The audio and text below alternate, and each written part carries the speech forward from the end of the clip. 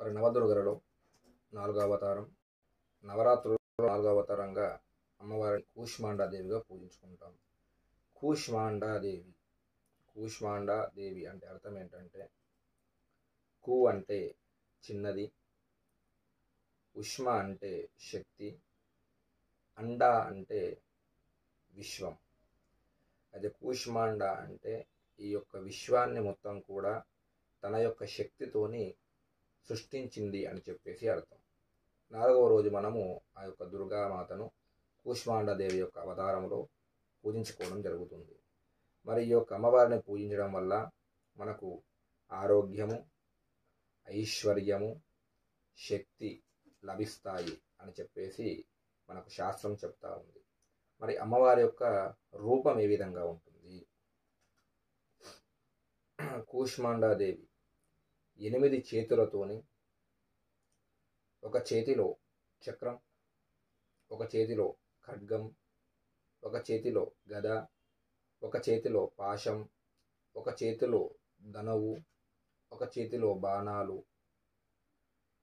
ఒక తేనె భాండం, ఒక రక్త భాండం అన్నీ కూడా ధరించి అమ్మవారు మనకు దర్శనమిస్తూ ఉంటుంది. మరి ఈ యొక్క అమ్మవారి వాహనం ఏంటంటే సింహం లేదా పులి వాహనం పైన అమ్మవారు సంచరిస్తూ ఉంటుంది. మరి ఈ యొక్క అమ్మవారి యొక్క పురాణ గాథ ఏమున్నది అని తెలుసుకున్నట్టయితే, పూర్వము ఈ యొక్క విశ్వం లేనప్పుడు అంతా చీకటితోని అలుముకున్న సమయం లోపట మరి ఈ విశ్వాన్ని సృష్టించింది ఆ యొక్క అమ్మవారు. ఈ చీకటి యొక్క విశ్వములో ఆ యొక్క అమ్మవారు చిరునవ్వుతోని ఒక సూర్యుడి లాంటి కాంతిని ఈ యొక్క సృష్టికి అందజేసింది. మరి అలా అంత చేసింది అమ్మవారి యొక్క కూష్మాండాదేవి. అయితే ఇప్పటికి కూడా ఆ యొక్క సూర్యుడి మధ్యలో ఈ యొక్క కూష్మాండాదేవి యొక్క అవతారం, కూష్మాండాదేవి అమ్మవారు అక్కడే ఉంది అని చెప్పేసి కూడా మనకు దేవీ పురాణం చెప్పడం జరుగుతుంది. మరి అదేవిధంగా కూష్మాండాదేవి యొక్క ఎడమ కంటి కాంతి నుంచి నల్లటి రూపములో ఒక అమ్మవారు జన్మించింది. ఈమె చాలా ఉగ్రస్వరూపిణమై ఆ యొక్క అమ్మవారికి 10 తలలు, 10 చేతులు, 10 కాళ్ళు, 30 కళ్ళు, 30 చేతి వేళ్ళు, చిందరవందరగా ఉన్న జుట్టు, నాలుకలు బయట పెట్టి ఈ యొక్క అమ్మవారు ఉంటుంది.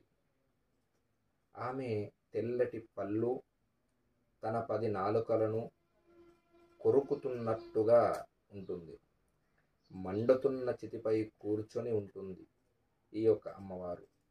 మరి ఆయుధంగా త్రిశూలము, చక్రము, బాణము, డాలు, తెంచిన రాక్షసుని యొక్క తల, పుర్రె, నత్త, గుల్ల, ధనుసు, కర్ర ధరించుకొని ఈ యొక్క అమ్మవారు ఉంటుంది. ఆవిడే కాళీమాత. ఈ యొక్క కూష్మాండాదేవి యొక్క కాంతి నుంచి కాళీమాత జన్మించింది అని చెప్పేసి కూడా మనకు శాస్త్రం చెప్తా ఉంది. కూష్మాండాదేవి యొక్క 3వ కంటి నుంచి లక్ష్మీదేవి ఆవిర్భవించింది. మరి కూష్మాండాదేవి యొక్క కుడి కంటి కాంతి నుంచి మహాసరస్వతిదేవి ఆవిర్భవించడం జరిగింది. కూష్మాండాదేవి యొక్క దృష్టి కాలిపై పడగానే ఆమె నుండి ఒక స్త్రీ పురుషుడు పుట్టారు. ఓం శ్రీ గురుభ్యో నమః. లోకా సమస్త సుఖినో భవంతు.